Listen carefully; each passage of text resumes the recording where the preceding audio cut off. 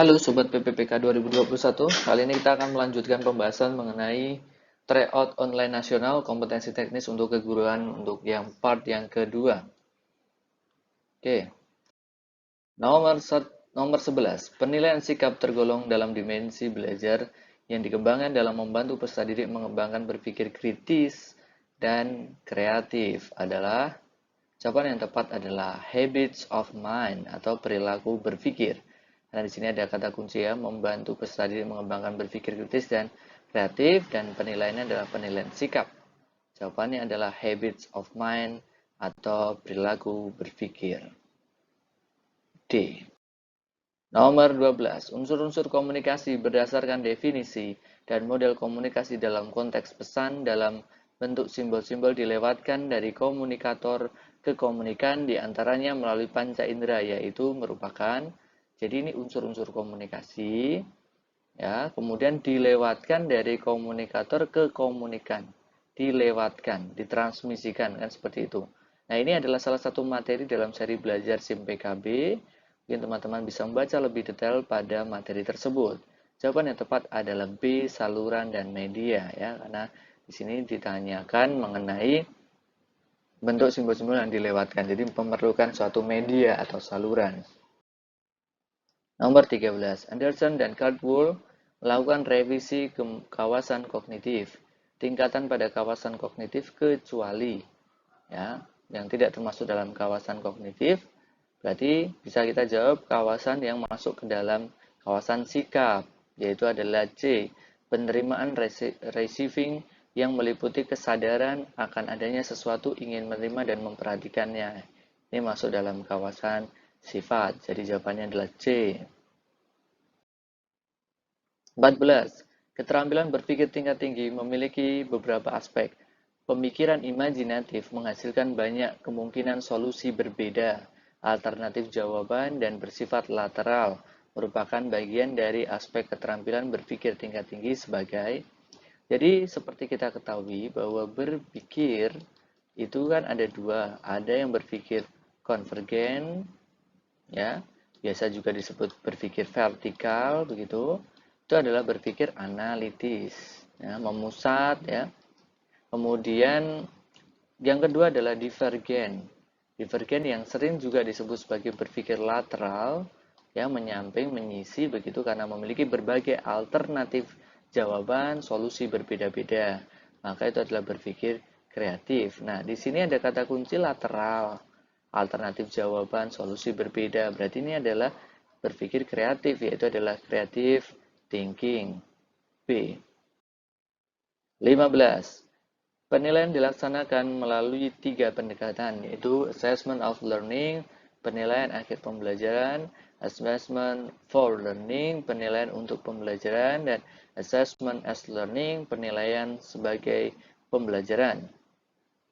Berikut ini pernyataan yang tepat mengenai pendekatan penilaian adalah, nah, tentu teman-teman yang sudah mengikuti video-video kami bisa menjawab soal ini dengan mudah karena sudah dibedakan ya, apalagi mungkin yang sudah mengikuti tryout nasional kita sebelumnya. Nah, di sini jika kita bicara tentang yang option A, assessment of learning merupakan pilihan dilakukan saat proses pembelajaran. Salah ya, karena of learning itu bukan pada saat tapi di akhir. Salah. B. Ulangan akhir semester ujian sekolah ujian nasional merupakan contoh assessment for learning. Salah, harusnya as learning. C. Assessment for learning merupakan penilaian yang dilakukan setelah proses pembelajaran selesai. Salah ya, kalau setelah itu off. Kalau for itu pada saat berlangsungnya. Salah. D. Dalam assessment as learning peserta didik juga dilibatkan. Ya, assessment as learning ini adalah kata kuncinya keterlibatan peserta didik. D. Ya, kalau yang E, tugas-tugas di kelas, presentasi, assessment as learning, salah ya. Karena ini dia tidak termasuk as, tapi termasuk for learning ya. Ini salah juga. Maka jawabannya adalah D. Assessment as learning. Melibatkan keterlibatan peserta didik. Nomor 16. Pak Hindra memberikan kuis maupun tugas baik individu ataupun kelompok pada setiap kegiatan pembelajaran. Hal ini beliau lakukan agar dapat memantau perkembangan peserta didik penilaian yang dilakukan Pak Hidra sesuai dengan pendekatan penilaian. Nah, di sini memberi kuis dan tugas adalah assessment for learning. B. 17. Pak Agus melakukan penilaian sumatif ya. Di mana penilaian sumatif ini kan evaluasi yang berkaitan dengan hasil kegiatan belajar mengajar, berarti itu di akhir ya. Maka penilaian sumatif ini adalah penilaian akhir.